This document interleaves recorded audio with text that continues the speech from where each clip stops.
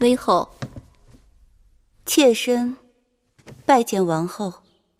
夫人应该说微后才是。是啊，先王的谥号是微王，如今你是大王的母后，本该在称呼前加上先王的谥号才是。妾身拜见微后。一个女人终于熬到自己称呼前面加上了丈夫的谥号，此生再也没有人压在我头上，再也不用跟人争宠，不必担心失宠，更不必担心有人对我和我儿女的算计，这是何等的痛快！微后所言甚是，你赢了。凭你，也配跟我论输赢？即便如此，妾身仍有一事不明。说，你要取项氏一双儿女的性命，便有了先王托梦要芈月、芈容殉葬之说。妾身不明，你那么恨我，更应该让我先死，又为何偏要留我性命？如此愚钝，还来跟我争斗？如今宫中谁是大王？芈怀。没错，我生的芈怀，让你死如同踩死一只蚂蚁。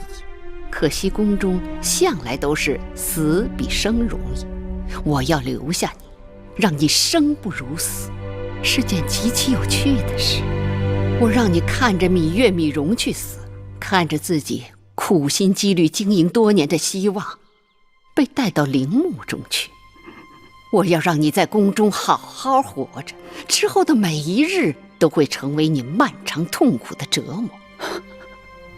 让你死？不，那太便宜你了。妾身明白了。不，你还是不明白。你我这次的胜负只在毫厘之间，若命运稍有差池，坐在这儿的是你，而伏在脚下求死的是我。要怪，只能怪你的运气太不好了。你可以不对我留情，但是芈月和芈容还是两个孩子，究竟怎样，我才能保全这两个孩子的性命？除非有人去问先王，让先王亲口告诉我，他不需要芈月、芈容的陪伴了。先王一世，又有谁能问得了他？如无人能问先王，那我也爱莫能助了。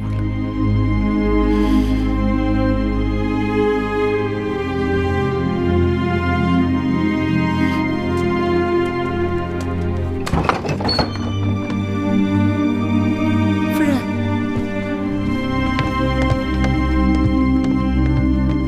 夫人，女人呢？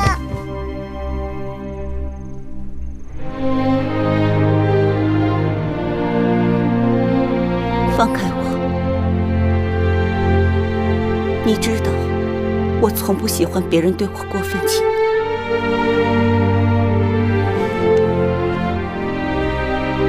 微后说了，除非有人去问先王，先王不要你们陪伴，你们方能不死。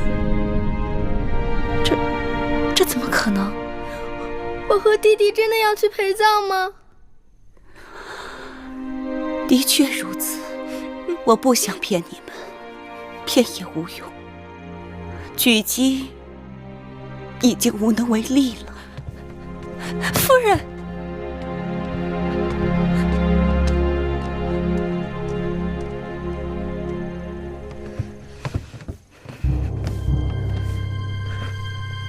蓉儿不会死。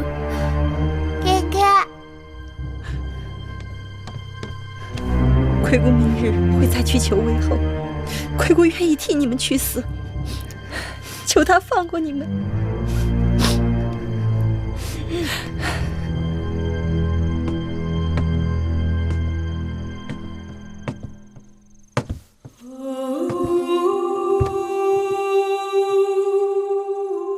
我乏了，有什么话明日再说吧。芈月拜谢举娘娘养育之恩。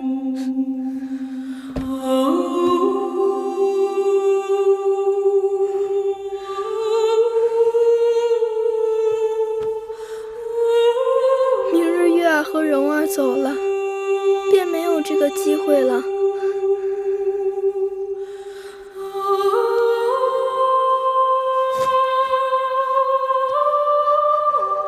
这是芈月心爱之物，今后再也无用，留给举娘娘做个念想。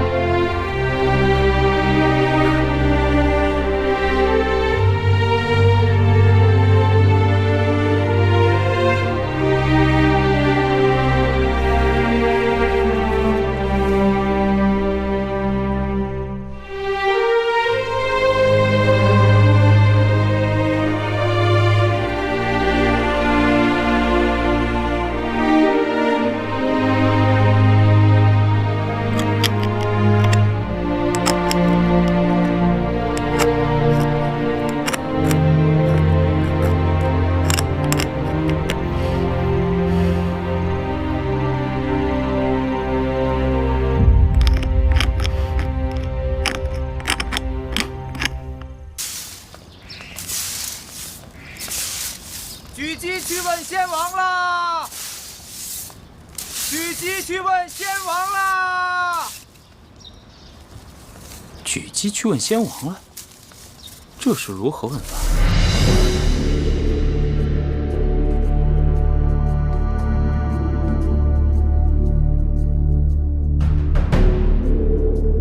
他就是以此白绫自尽的。是。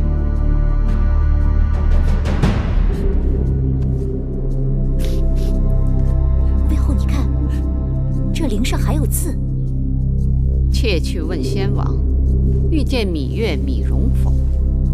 还真去问先王。哼，先王会有答复吗？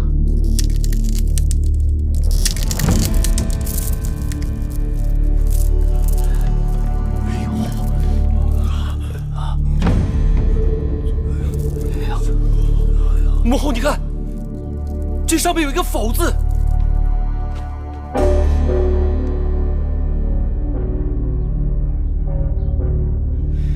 先王显灵了！先王显灵了！先王显灵了！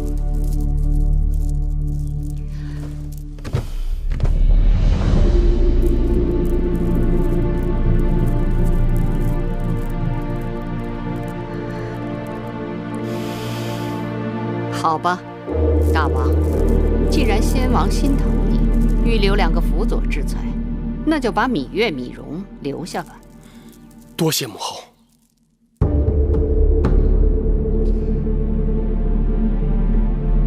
你真行。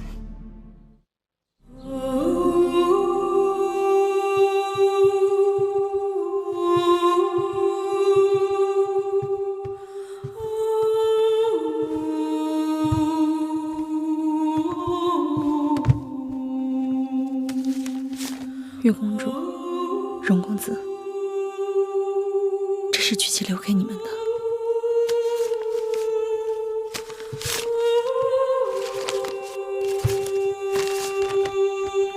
月儿，蓉儿，我去见先王了，不必为我伤悲。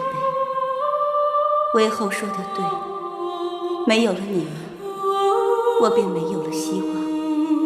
日后我每活一日，都是严酷的刑罚。有一件事我必须要告诉你们，尽管我曾经把你们姐弟2人当作我与微后争斗的筹码，可终究我还是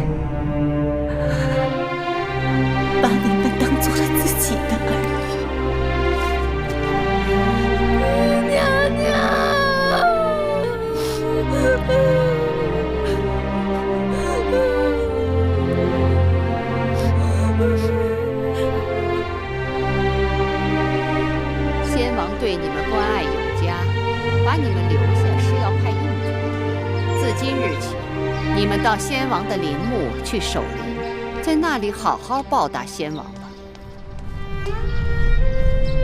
微后，米音来了。哪个米音？齐妃的女儿。哦，那个投河自尽的齐妃。她为什么投河来着？微后您忘了，齐妃是齐国公主。徐州之战，先王打败齐国，齐王愤恨不已，写信责怪齐妹不为母国说话，齐妃羞愧难当，这才投河自尽的。留下那个孩子，也是可怜。你等退下，即刻离宫，不可耽搁。是。月儿、蓉儿，我们走吧。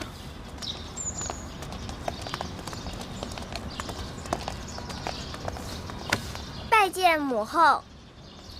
这孩子真是懂事，以后就跟着我与舒儿作伴吧。谢母后。这是举姬族人留下的一处宅子，几日前举姬把小冉接到了这儿，由这位郑伯照顾。他就是我弟弟吗？对，他就是你的另一个弟弟小冉。小冉不哭，我是你姐姐，我会照顾你和蓉儿的。月公主天资颇高，在那陵园人烟稀少，切不可荒废学业。眼下我虽无法帮你们脱困，但我会继续给公主授课的。功课我会让子歇给你们带过去。谢师父教诲之恩。公主保重。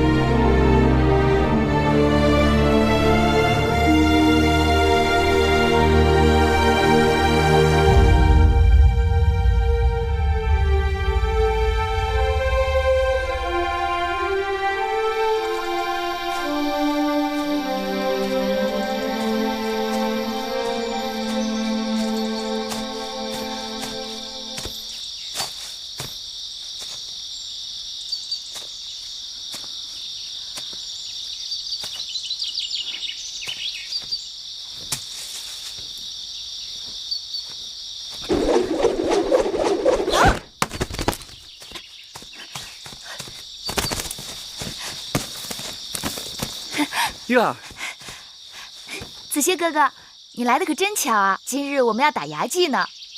你怎么自己出来狩猎了？是不是内府的人克扣你们东西？稻米、葛麻倒是还按时送来，就是肉食初一、15才有。蓉儿嘴馋的不行。你本该锦衣玉食，却在这粗茶淡饭，还要自己狩猎。锦缎有什么好的呀？一爬树就撕破了，还不如葛衣耐磨。对了，今日你给我带来什么了？我给你带了周礼，一共6篇，这是天官种宰篇。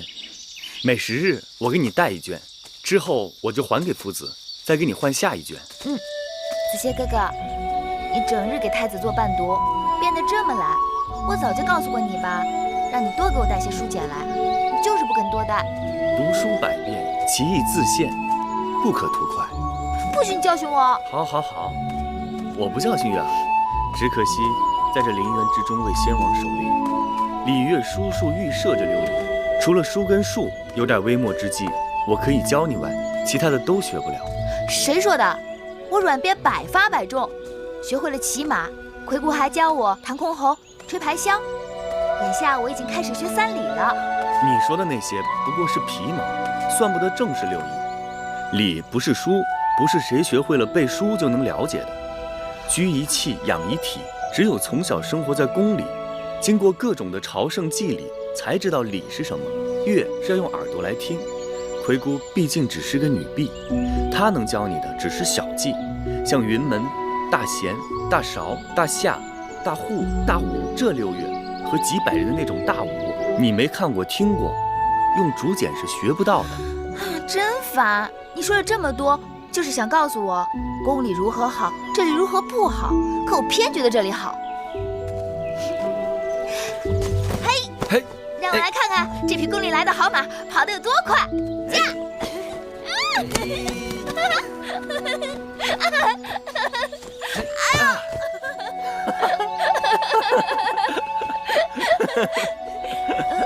山鸡呢？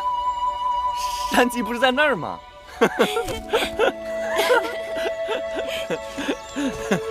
哎呦，月儿，你怎么了？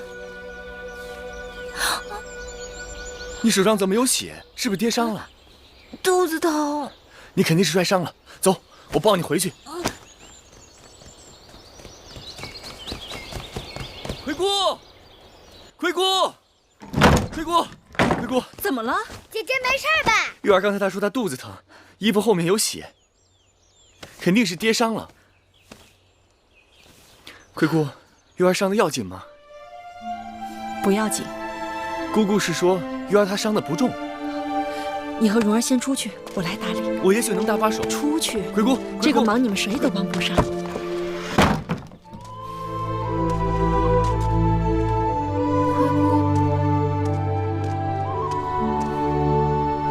我没有跌伤，就是肚子疼，在流血。我是不是要死了？月儿长大了，要做女人了。不，姑姑诓人！姑姑何曾诓过月儿？姑姑就是诓人。月儿不要做女人，月儿要当男人。做女人有什么不好？就是不好。宫中有那么多女人，就围着父王一个人转。娘亲就是女人，只能日日站在门口傻等。我不要做女人。这事儿啊，由不得月儿，也由不得姑姑，是少司命早就安排好的。就不能改变吗？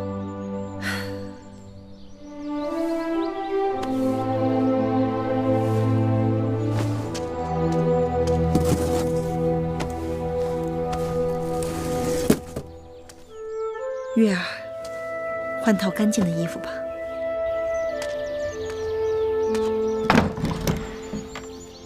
月儿，姐姐，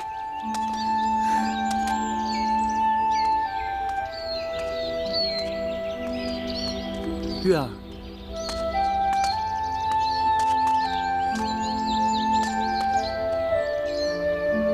月儿，魁姑给你疗伤了吗？月儿，你哭什么？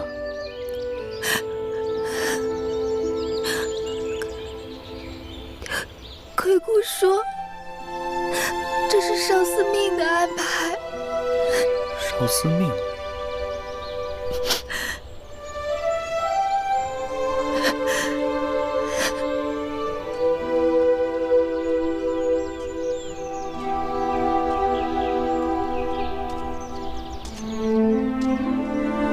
月儿，我要回去了。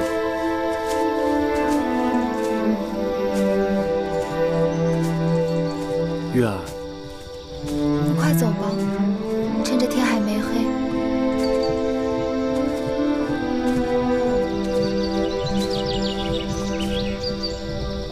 听屈夫子说，宫里头又开始给大王选妃了。宫里头的女子都跟蟋蟀似的斗来斗去，怎么还会有这么多人想进来？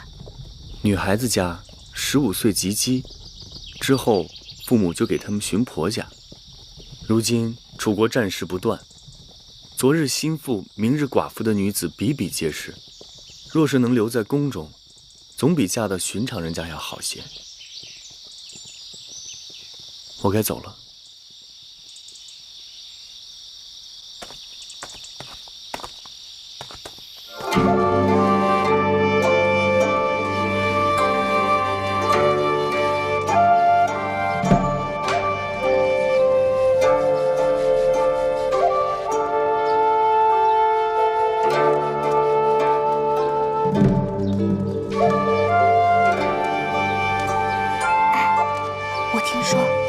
身上有股异味。嘘，你疯了吗？说这样的疯话，你还想让大王看上你？那假如有人问起，姐姐该如何应对？就说什么都没闻到。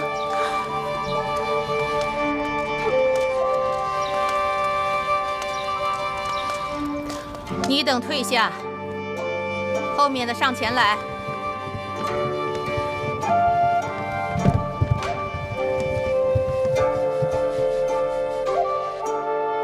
见大王，抬起头来。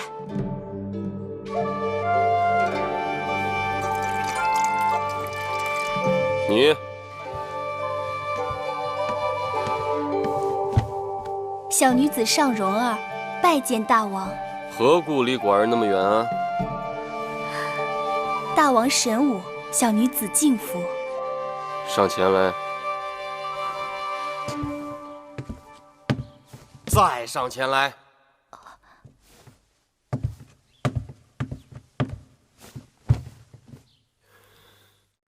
寡人问你，你可闻到什么气味没有？说话呀，闻到没有？香味儿，整个大殿都是熏香的气味。哼，还磨叽什么？别耽误了别人的好时辰，快走吧。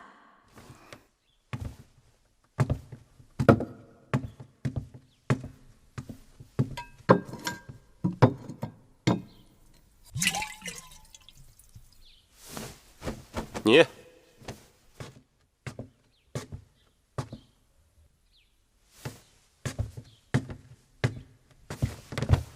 民女圆珠，洞庭人士，拜见大王。抬起头来。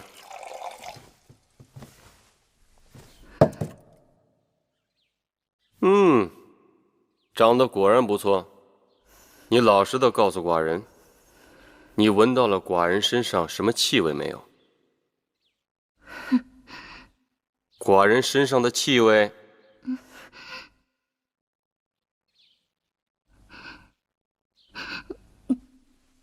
你说没有，那你为何憋着气，连话都不敢讲？下去。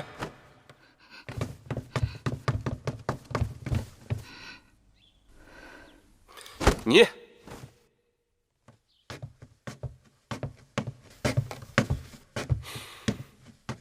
小女郑秀，拜见大王。告诉寡人，你闻到了什么气味没有？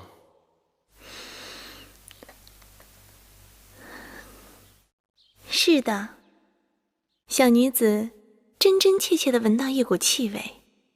闻到了什么气味？一种特殊的气味。特殊？一种大王身上独有的气宇轩昂、动人心魄的气味，一种让天下男人都黯然失色的气味。说得好，说得好！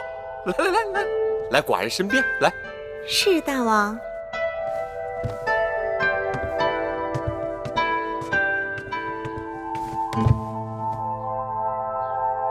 听你刚才那般讲，你是喜欢这个气味了？闻到这股气味，小女子情不能已。你当真喜欢吗？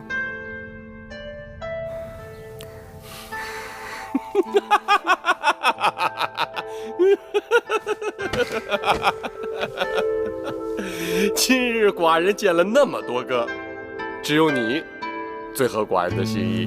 来，寡人赐你杯酒喝。谢大王。来。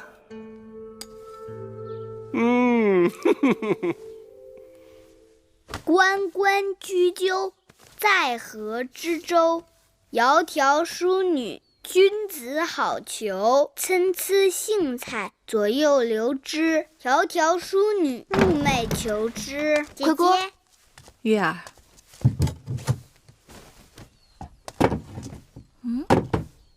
月儿找什么呢？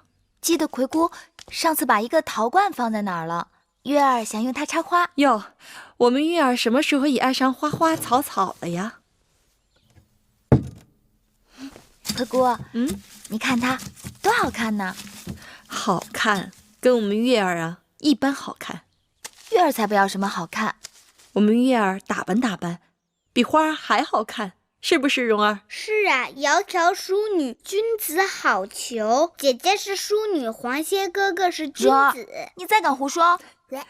女孩子家有人喜欢是好事儿，我们月儿手又巧，心又好，长得又漂亮。葵姑，这是给小冉做的衣裳吗？是啊，已经做好了，姑姑明日就给她送过去。诶，你在念什么呢？我在念《诗经》。蒹葭苍苍，白露为霜。蒹葭苍苍，白露为霜。所谓伊人，在水一方。所谓伊人，在水一方。蒹葭萋萋，白露未晞。蒹葭萋萋，白露未晞。所谓伊人，在水一方。溯洄从之，道阻且长；溯游从之，宛在水中央。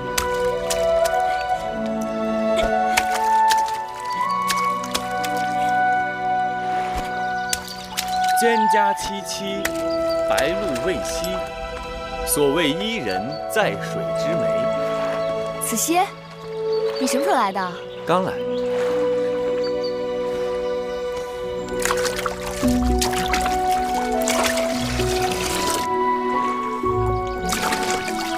你看着我干嘛？月儿好看。说胡话。月儿是好看。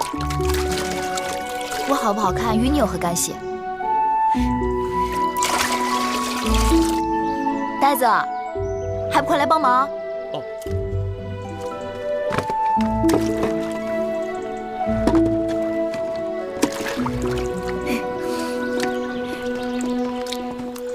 这后日就是寒食节了，听说大王和魏后要来给先王扫墓。是啊，宫里头已经把该用的东西都送过来了。那日公子和公主们都要跟过来，人多眼杂，你们最好小心点儿。多谢智姑姑提醒。智姑姑，哎，又来采草药了。是啊。哎，姑姑，前段时间我采了不少金钱草和夏枯草，都晒着呢。姑姑要不要带走啊？改日再拿吧。这山上啊，长着什么草，有什么药，月公主比我都清楚。黄公子也在呢。哎，姑姑。天不早了，我就先回去了。吃完饭再走吧。不吃了。那我送你。好，姑姑慢走。姑姑慢走。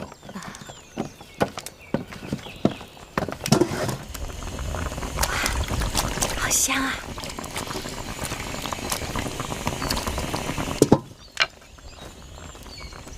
嘿，嘿，笑什么？干嘛呀？你别动。干嘛呀？头上有根草，我帮你拿下来。看，没骗你吧？天都晚了，你怎么还不回去啊？姑姑说了，留我吃晚膳，今日有余。你就那么馋啊？人家黄公子大老远的来给蓉儿授课，该留人家吃饭。姑姑，就那么一条鱼，让他吃了，蓉儿吃什么？我愿意把鱼让给子歇哥哥吃。听见没有？那你就别吃了。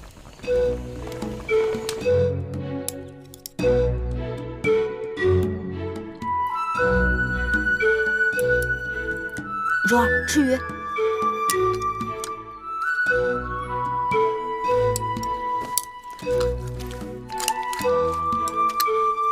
蓉儿，你吃。吃鱼。姑姑不爱吃鱼。我也不爱吃鱼，月儿吃吧。来，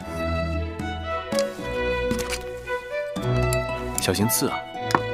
你们都不爱吃鱼，那以后我捕鱼自己吃。我爱吃鱼，那就赶紧吃吧。姑姑吃。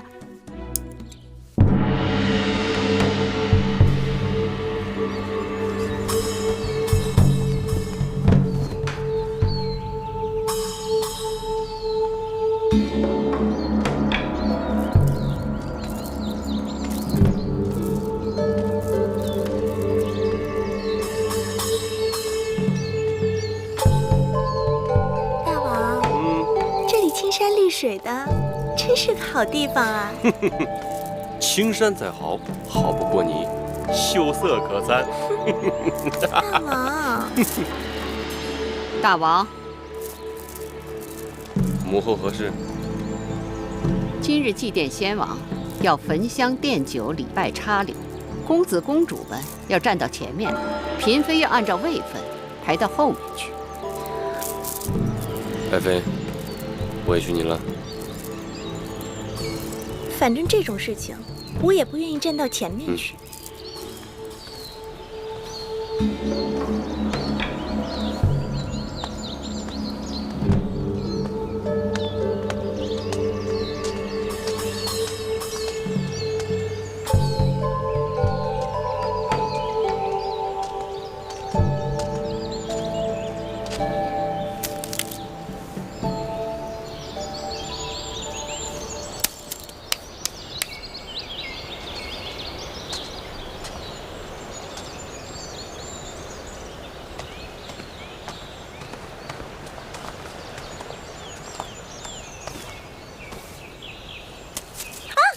夫人怎么了？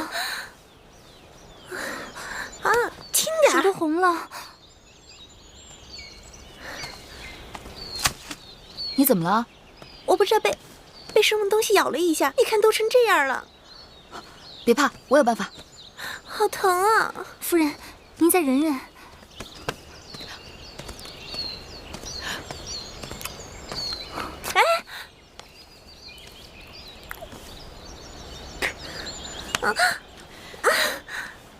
这是大蝎子草。蝎子，咬人比蝎子还厉害的一种草。当年我娘亲就是被这种草给害苦了。你娘亲也是宫里人呢？我娘亲是相妃，早就过世了。你也是公主？怎么穿成这样？在这种鬼地方？父王过世后，魏后罚我和弟弟在这里给父王守灵。好了，这草清热解毒，再过1-2个时辰，你的手就没事了。谢谢妹妹古道热肠，来日郑秀有机会，必会投桃报李。不用放在心上。大王祭礼，拜！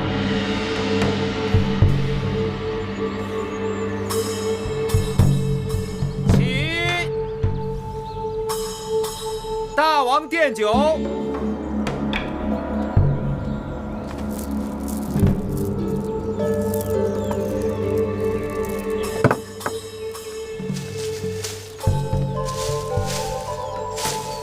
叶妹妹，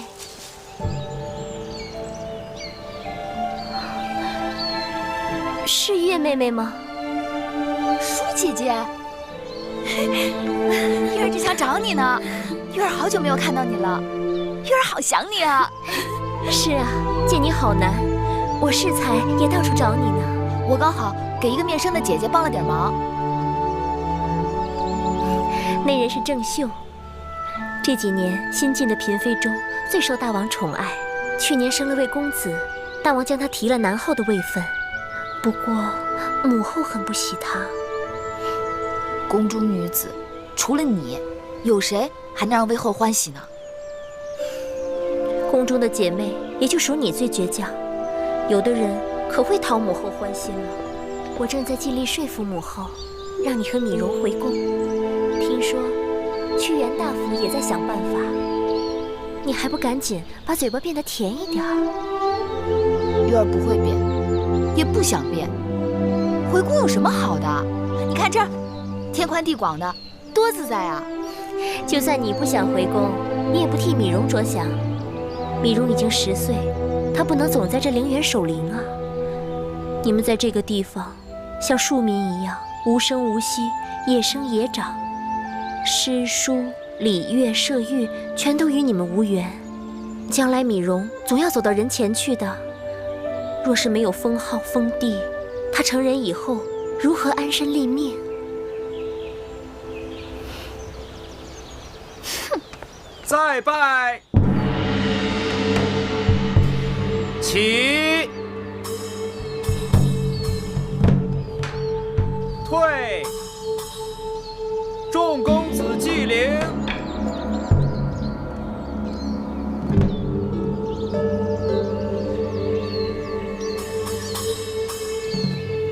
祭奠已经开始了，舒儿哪儿去了？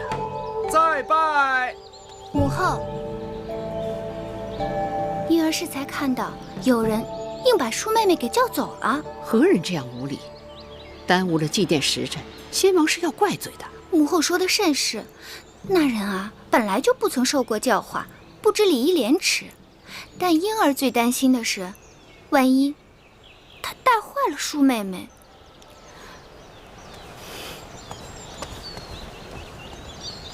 退！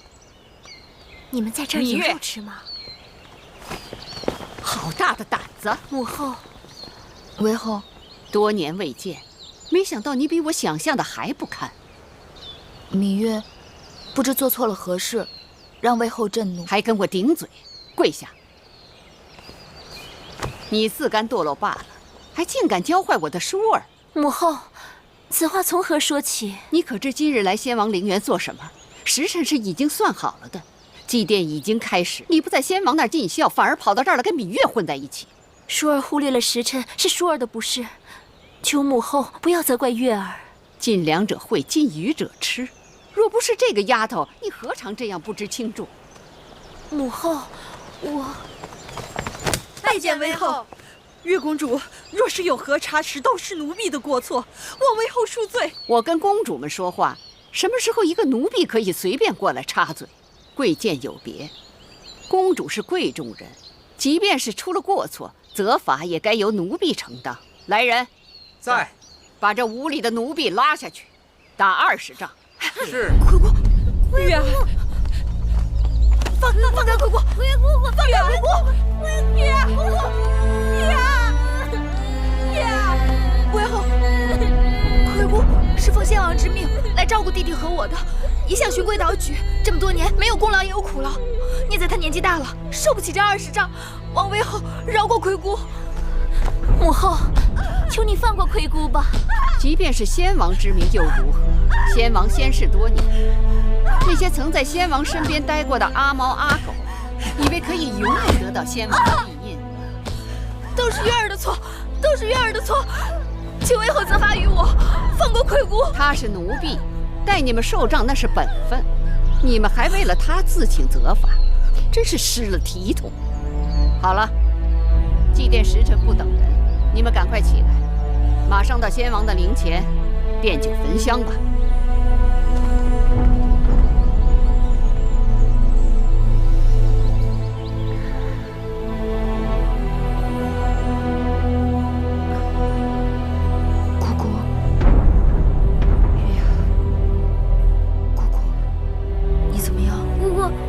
疼吗？放心吧，这20杖击杖之伤不会要了我的命。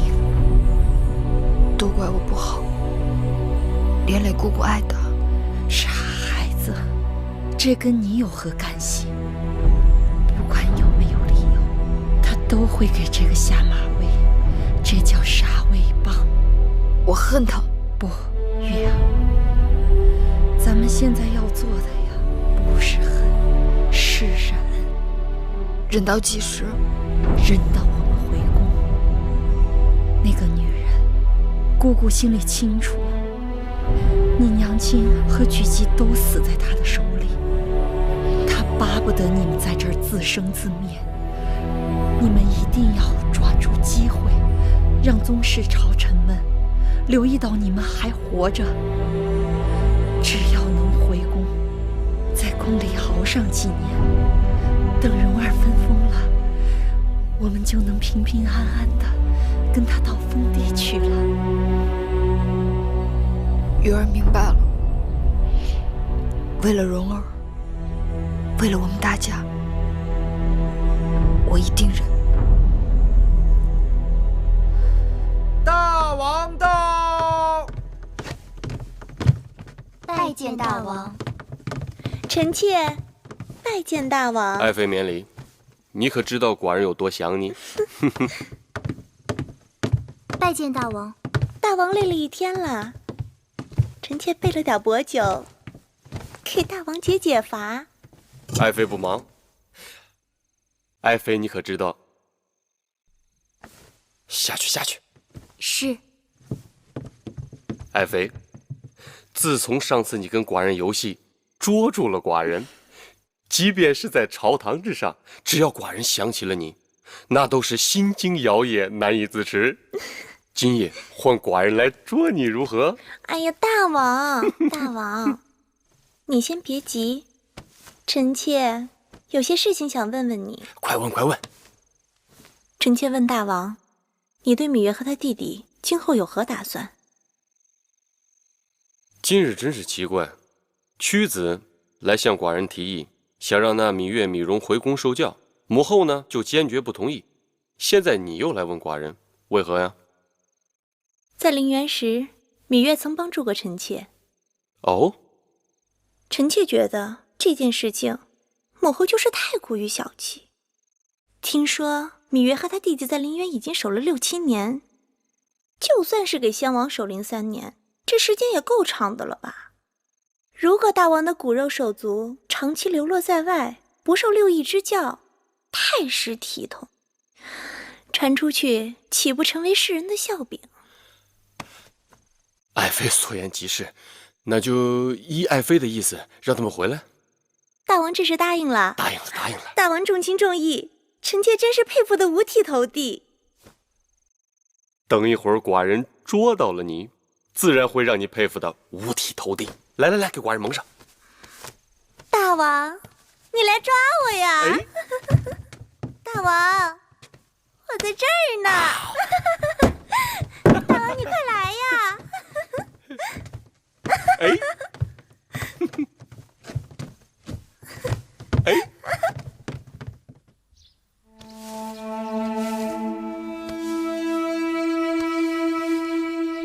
母后，舒服吗？妃后，听说大王要让芈月、芈蓉他们回宫了，连屈子都在替他们说话，大王自然是顺水推舟了。那个芈月自小是个害人精，妃后可得留意了。母后不用过于担忧，婴儿想将那芈月收进宫里头也好，放在外头太让她逍遥自在了。收进来，再厉害的精怪也不敢在母后面前兴风作浪啊。瞧瞧，这偌大的后宫，属婴儿这张小嘴最会说话。哼。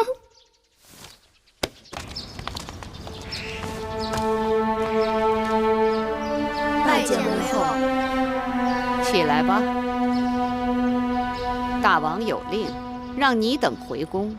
芈蓉由魁宫侍候入住云梦台，芈月进高堂台给舒公主作伴。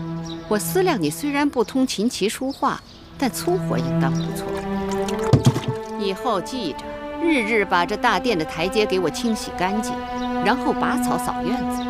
再有功夫就要悉心照顾舒公主的起居，也算是物尽其用。戴瑁，好好训导她，让她懂点规矩。是。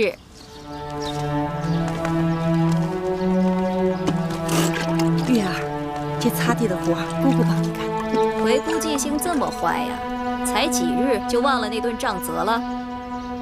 姑姑，你带蓉儿回去吧，这点活我干得了。月公主，在奴婢这儿可别想偷奸耍滑，好好干活吧。回去吧。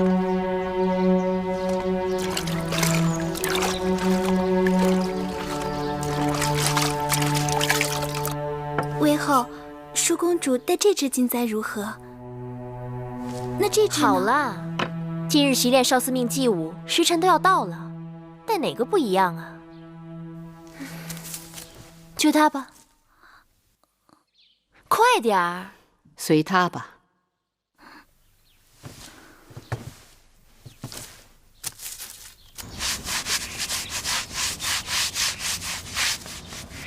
月儿，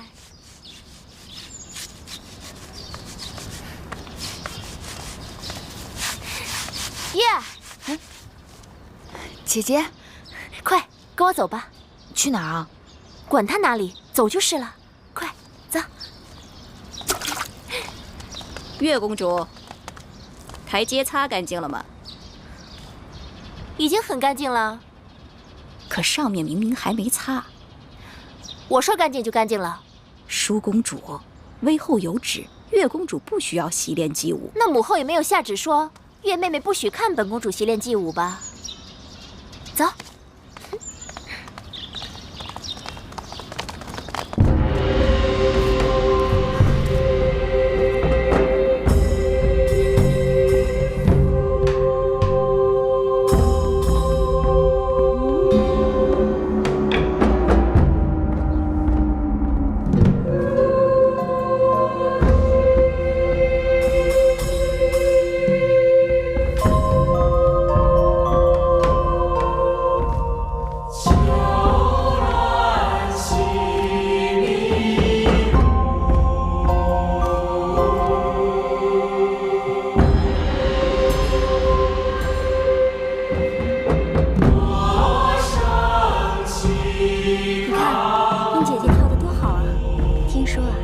姐姐已经苦练好些日子了。4个月后，大王宫中祭祀大典，要选得当之人献祭，他是志在必得呢。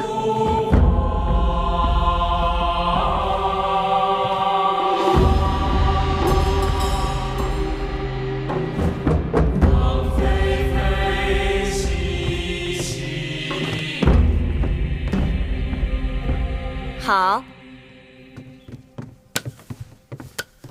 2位公主辛苦了。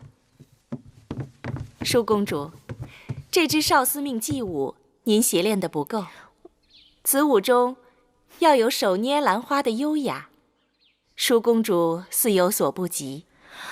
此舞却不是舒儿所长。舒公主的不及在于习练的不够，殷公主的不及却在于习练的过于刻意。我哪里跳得不好啦？难道习练多了也是错吗？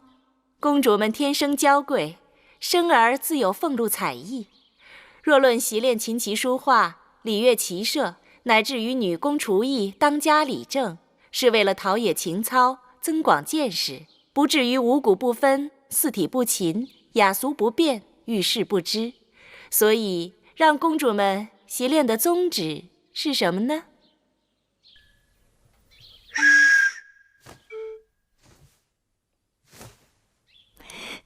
叶儿，他知道。他知道什么呀？诗书都没读过几句。你说。我想，既然让公主们练习琴棋书画，只是为了陶冶情操、增广见识，那宗旨便在于广，而不在于精了。月公主所言极是。若论厨艺，无不如庖丁。若论女工，无不如缝人；若论歌舞，更是怎么也经不过那些方士的歌舞伎们。但是学了这些，我们可以鉴赏，可以评点。殷公主，您过于醉心这些墨道，未免买椟还珠。正声味乐，原也不是君子所好。哼，巧言令色，什么女士啊，根就是个马屁精，只会奉承嫡公主。舒公主做什么都是楷模，舒公主跳得不好，也自会得其精髓。我明明比她好过很多，却成了买椟还珠了。公主，仔细脚下！贱婢，为何把本公主引到坑里？婢子并没有。还敢多嘴！殷姐姐不必使气，没有跌伤便好。跌不跌伤是本公主自己的事儿。可笑的是，如今出身微贱之辈，也都来冒充公主，还到处称姐道妹。殷姐姐不是未老先衰，目力苦短吧？这长廊平坦，本无坑洼，你怎么就能看出坑来了呢？所以看人低矮猥琐，也不足为怪了。月儿，姐姐，你们这儿好热闹啊，何事如此有趣？月儿听说殷姐姐近来贵体欠安，经常耳聋眼花，有病切勿耽搁，要找御医及早医治才是。月儿，杨灵台那边好热闹，陪我过去看看吧。看什么？你竟不知，今日判公大比，武比在郊外，文比就在杨灵台呀。有文比，还有武比，甚好。鱼我所欲也，熊掌亦我所欲也。算了吧，这会儿要去郊外，太阳都要偏西了，还看什么武比呀？陪我去杨灵台吧，走吧。走。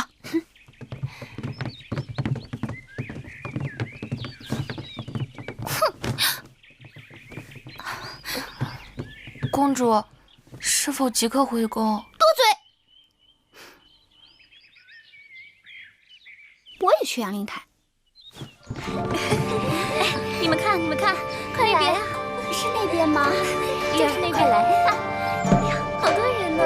是啊，他们都来参加今日的文比呀，个个都是气宇不凡呢。今日啊，真可谓是人才荟萃呢。哎，你们说是不是啊？真是啊！我看看，让一下我看看。那个美少年是谁啊？我知道，那个呀是唐乐。那个就是写章台赋的唐乐呀。听说他和宋玉、景差三人被称为继屈子之后年轻一代的三大才子呢。是吗？哪个？我看看。舒妹妹，你看后面那个更是气质不凡。是穿黄衣服那个吗？不是，第4个穿红衣服那个。哦，那个我知道，那个就是写《大昭之赋》的景差。原来《大昭之赋》是他写的，辞藻华丽，读来倒也唇齿余香，只是过于米粒了。其实《大昭之赋》不算什么，最厉害的是屈子新收的徒弟宋玉，据说能歌能赋，而且长相还格外俊美呢。哎，你看，景差后面那个就是宋玉，看见了吗？还真是好模样。但愿内外皆是一般的锦绣。我看这场上的公子们都是才高八斗，学富五车，可不是我们大楚人杰地灵呢。就是啊。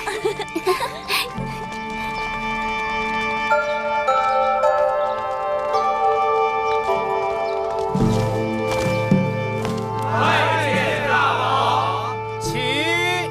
这些世子们倒也一个个都玉树临风的。爱妃春心动淫。大王，你拿臣妾打趣。知好色而慕少爱，男女皆是无分彼此，更何况是食色性也。爱妃无需害羞。大王真坏。男后是后宫楷模，理应非礼勿视，非礼勿言。母后教训的是，但臣妾是为宫中的那些公主们做打算呢。此话怎讲？宫中的公主们大多已行家姬之礼，故见君子云胡不喜。只是不知道这里面哪一位才是舒妹妹的君子啊？舒儿的君子怎会在这群人里？舒儿是嫡公主，将来必要嫁给一个国君的。听说这次5国使臣都要到郢都来，就是要跟我们楚国联姻的。大王，今日比文第1场，公子歇对公子乐，题目：不学诗，无以言。刚刚出场的那个世子是谁呀？可是东向而立之人。正是。那是当今才俊黄歇，太子的伴读，众世子中的佼佼者。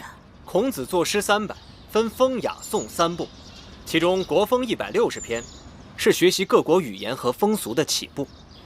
行走列国，若是语言不通，以国风诗篇交流已成常例。所以说，不学诗，无以言，便是如此。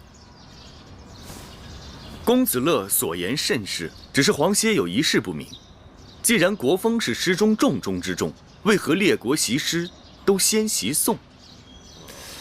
黄公子越是这谈论不错呀。对呀。习诗之所以先习颂，颂乃宗庙之礼。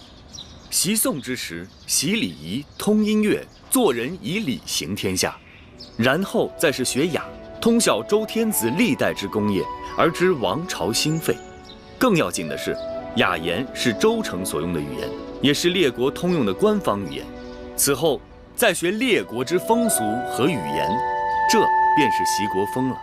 这样便可以点即面，一通百通。今日要论清新俊逸，品貌非凡，非他莫属。我觉得月儿适才还说殷姐姐耳聋眼花，此话可见有误啊。舒妹妹，好啦，我只听说黄歇文笔风流，潇洒倜傥，而且不光屈子推崇他，就连宫中的大臣们都很看重他的文采。屈子不在，这赛场上抢风头的尽是他的弟子。他在与不在有何区别？屈子游历五国，正在到处游说诸侯们搞合纵的。现在楚国里没有人比他的风头更劲了。依黄公子之言，这风雅颂的次第应该为颂在前，雅为后，风更次之。错，风以感发人之良心也。人心正而后有正论，风在前，雅在后。朋友正而后君臣正，故大雅次小雅；君德正而后成功，故颂次大雅。所以诗300篇中，雅颂皆起于风而次于风。哎呀，黄公子真是有学问啊！是有为啊！果然，百闻不如一见。今日比闻，高手如云。月儿，依你之见，今日花落谁家啊？我不知道。黄公子人中翘楚，因而看，今日赢者，非他莫属。你那么稀罕他，我怎么就没觉出他的好呢？黄公子言之有理，但在下仍有一事不明。这从古至今，学子们为诗言志还是诗言情而争论不休，不知黄公子有何高见？在心为志，发言为诗，情动于中而行于言，言不足故嗟叹之。情即为志，志即为情，情志不可分家。受教。太厉害了，真厉害！黄公子果然学识渊博。就是呀。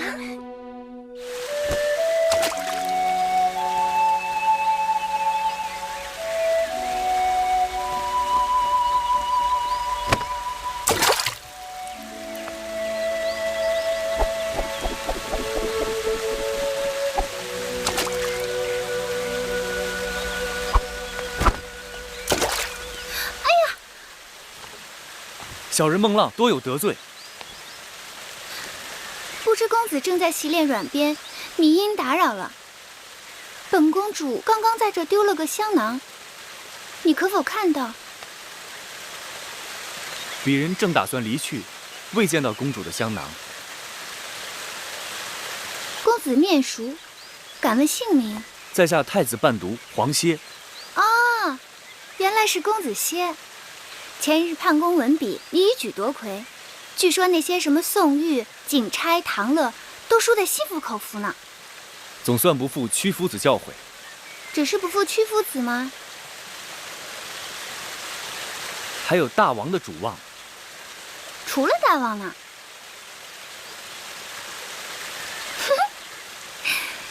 你也算没有辜负本公主的厚望。赛前我曾与人打赌，说你必赢。承蒙公主教诲。殷公主，殷公主，公主让婢子好找啊！我又没聋，叫活似的喊我做什么？本公主的香囊丢了，你快去别处寻寻。是这个吗？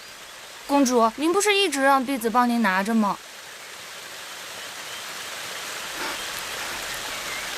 皇谢先告辞了。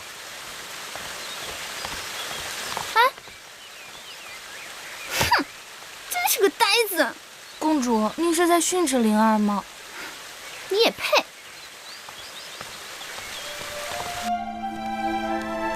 姑姑，回姑，姑姑，月儿，姑姑，月儿，我想死魁姑了。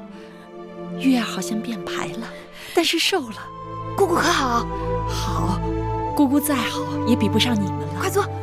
眼看着你们一天天长大，连蓉儿、小冉都变成翩翩公子，仪表堂堂了。蓉儿呢？出去了，跟几个公子去郊外骑马了。小冉呢？在郑伯那里可安分？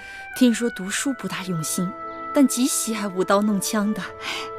男孩嘛，喜欢刀剑也是情理之中，让魁姑操心了。啊，这是我偷空做的一些针线，拿去给郑伯，到集市里多少能换些银两，补贴家用。魁姑，你看看，你在威后那儿受尽苛责刁难，还要想办法接济2个弟弟。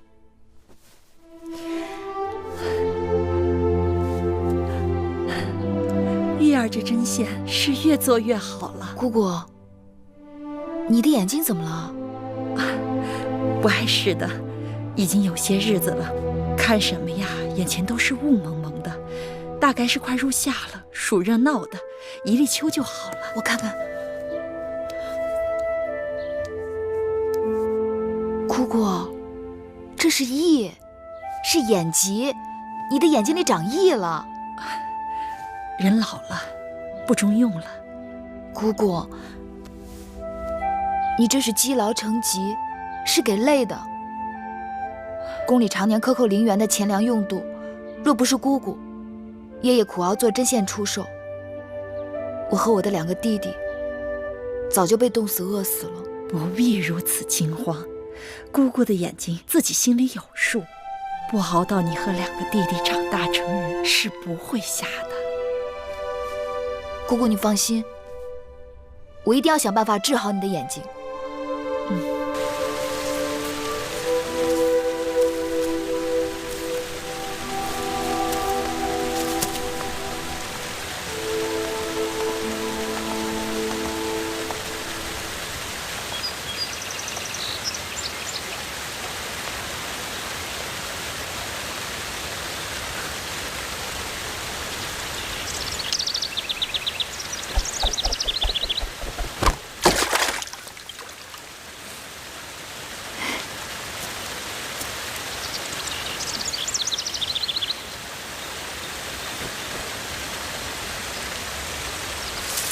几日不见，公子用鞭炮时的技艺又有所精进。精进什么呀？跟师傅比，只有惭愧。急什么？总有一日徒儿会超过师傅。哎，你看这鞭如何？我看这手艺，像是宫中最好的工匠所为。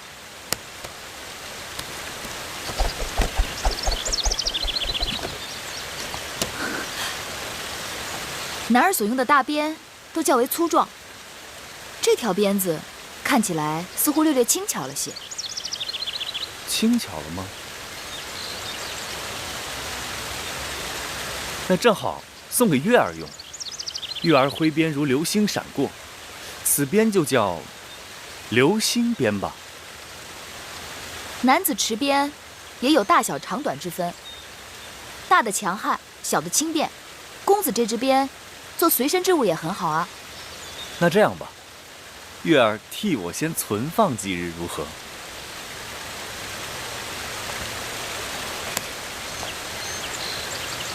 适才我见你在地上寻寻觅觅，不知你在寻觅些什么。魁姑患了眼疾，女医志曾告诉我，野菊金银花护肝明目，我已然采集煎汤给魁姑饮用，可昨日又得一秘方，说黄连清热解毒、泻火燥湿，若能将新鲜黄连的根茎碾碎，敷于眼疾处，效果极佳。可我寻遍宫内外，却找不到一株黄连。楚国虽产黄连，可是都长在高山峻岭之处。若要在这隐都寻到一株黄连，恐怕是难了。有一个地方，或许可以试试。哪儿？走。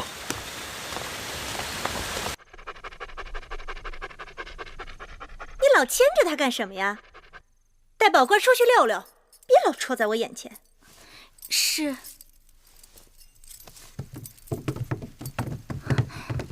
夫人，怎么样？打听到了吗？大王去哪儿了？大王在魏后那里用的晚膳，原本要来咱们兰桂台的，但魏后说赵姬怀孕，多日不适，硬是逼着大王去了赵姬处。昨日大王就去了赵姬处，今日又去，也不知道魏后收了赵姬那个小贱人多少好处孝敬，天天袒护他，处处与我作对。去，差人告诉大王说公子兰病了，我看他来不来。是。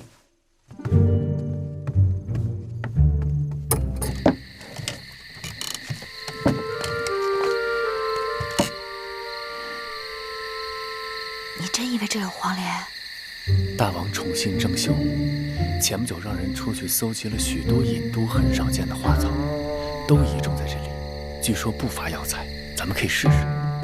去看看。走。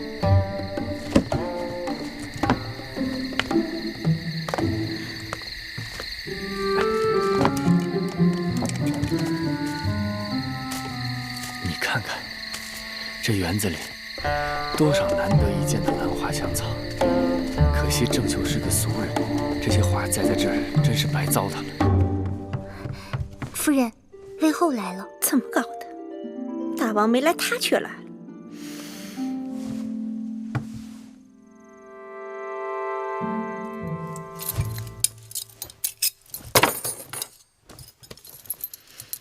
扶我。是。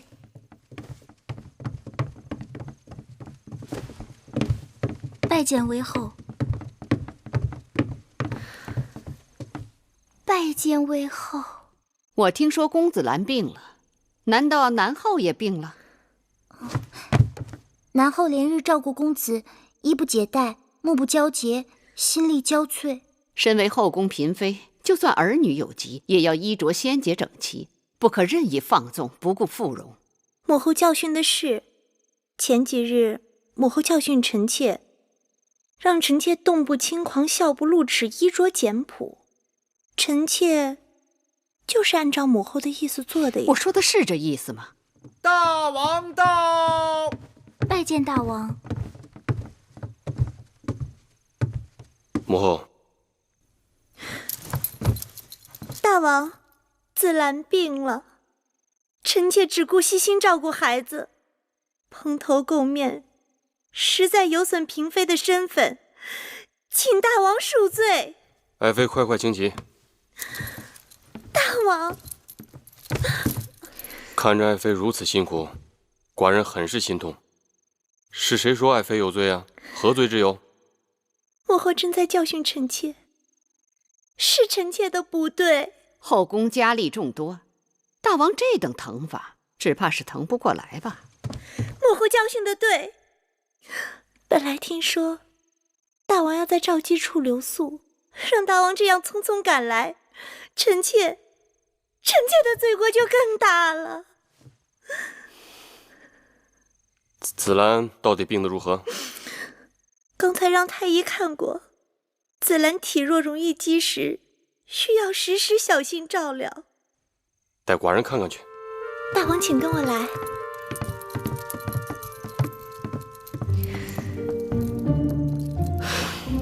瞧，水会五味子，它浑身是宝，能祛风活脉，调气止痛，清肝明目，果子成熟后还香甜无比。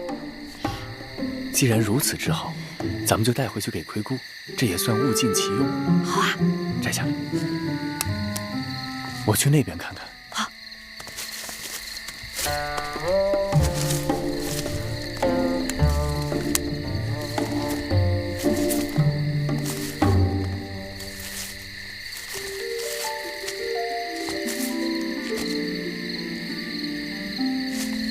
月儿，快来！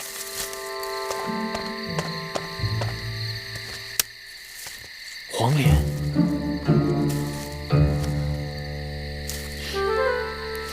这叫梨，也叫野灰菜，可以做汤，可以烹菜。尽管它的叶子和黄连极为相像，但味道却是很鲜美的。月儿知道的真多。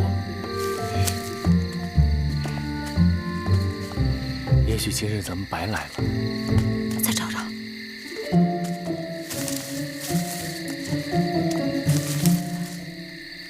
有了有了，黄连，这就是黄连。快把根挖出来。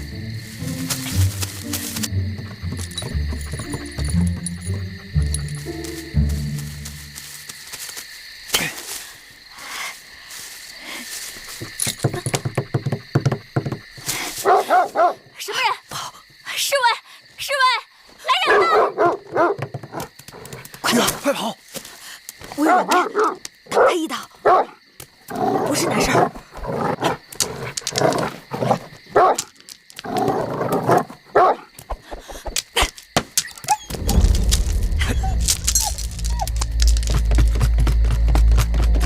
侍卫来了，被他们抓住可是大罪，快跑！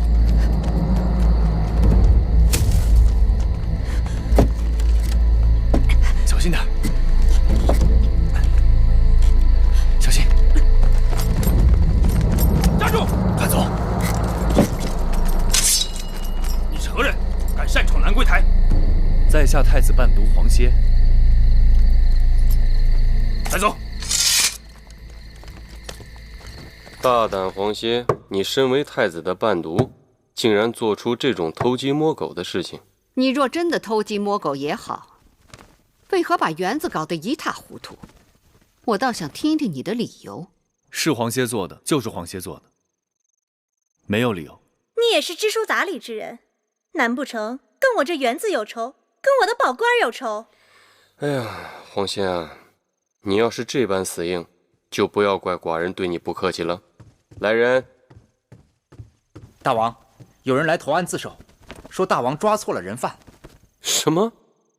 投案自首？带他进来。是。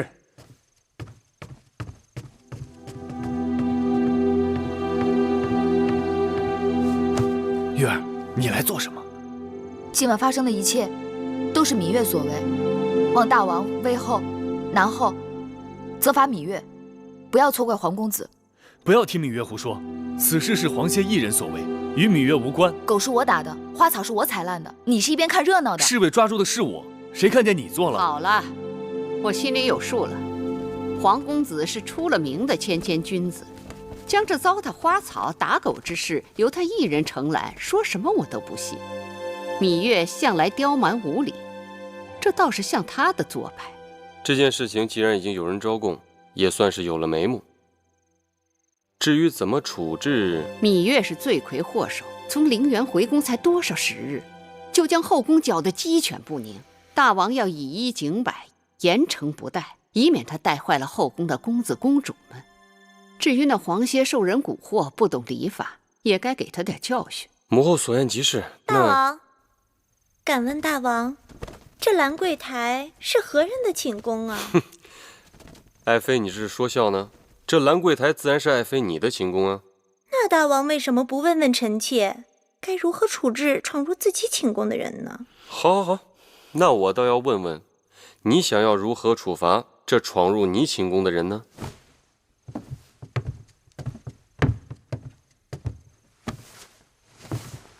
月妹妹，你这淘气也淘得太过分了。我与你打赌，说你能不能神不知鬼不觉地闯入我的后花园摘我花草。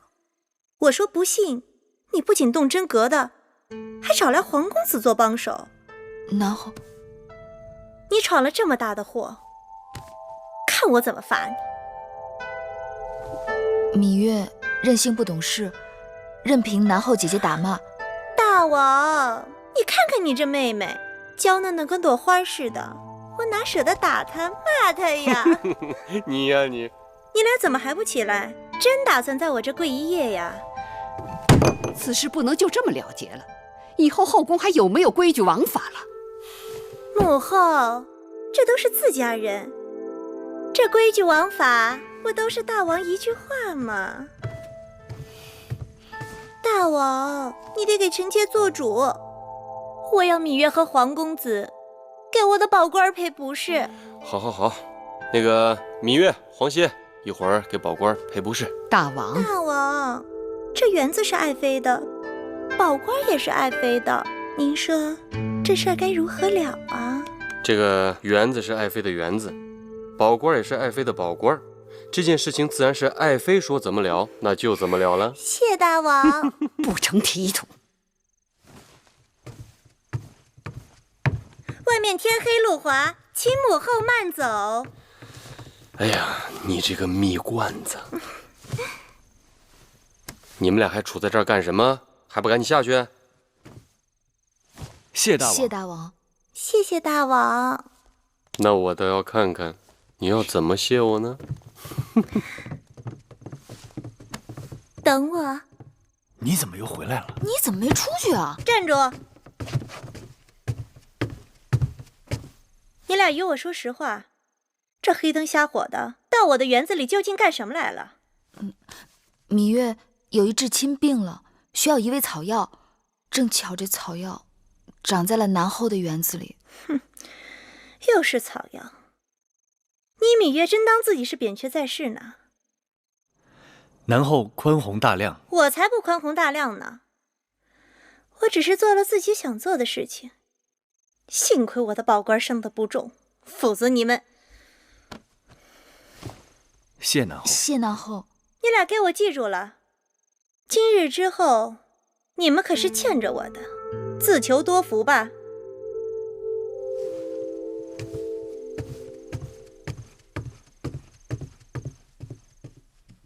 母后还在为昨日的事情苦恼吗？区区小事就不要再生气了。今日我叫你来，是听说五国使臣不久要到郢都，商议与楚国联姻之事。几个公主都到了出嫁的年纪，尤其是舒儿，她是你的亲妹妹，我们更应该为她早做些筹划。母后放心，舒儿的婚事，寡人从不敢掉以轻心。舒儿是我大楚的嫡公主，在寡人看来，想觅得佳婿并不难。在这几国当中，韩国的韩侯已婚，齐国齐王年老而齐太子尚幼，都不合适。或许燕国的太子哙、魏国的太子赤，还有赵国的赵侯雍，可以斟酌取舍。燕国太远且暗弱，魏国在走下坡路，而且求婚的是太子，都不如直接嫁给诸侯王最为有利。说起来，赵侯雍是最好的备选。他15岁继位，如今20多岁，且赵国都城邯郸又是出了名的繁华绮丽。寡人也听闻，这个赵侯雍胸怀大志，才智惊人，在列国当中倾慕他的公主不在少数。当然，他们要想与舒儿比，那就是烛火之光与日月争辉了。再者说，列国之中，我楚国最强。试问有哪一国的国君太子不想娶我楚国的嫡公主为王后呢？还有几个刚行过佳姬之礼的公主，我也有所打算。愿闻其详。公主芈音乖巧伶俐，平日在宫中对我也是恭敬顺从，或许可以嫁给魏太子赤、燕太子哙。母后所言在理。那其他几个公主呢？寡人记得有个公主叫芈京，还有昨晚闯祸的那个芈月。芈京倒也罢了，至于那个芈月，她是应生的女儿，将来也只能做应，做个陪嫁。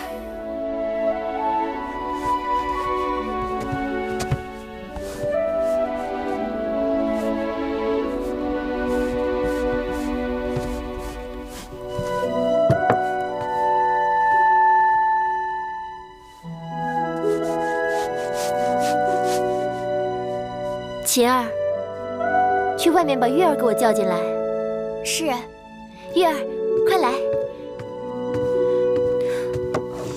你看，为何你绣的香草呼之欲出，能引来蝴蝶？可是我绣的花儿垂头丧气，愁苦不堪，气死人了。天下哪有长在丝绢上的花朵？若想绣花，先与花作伴。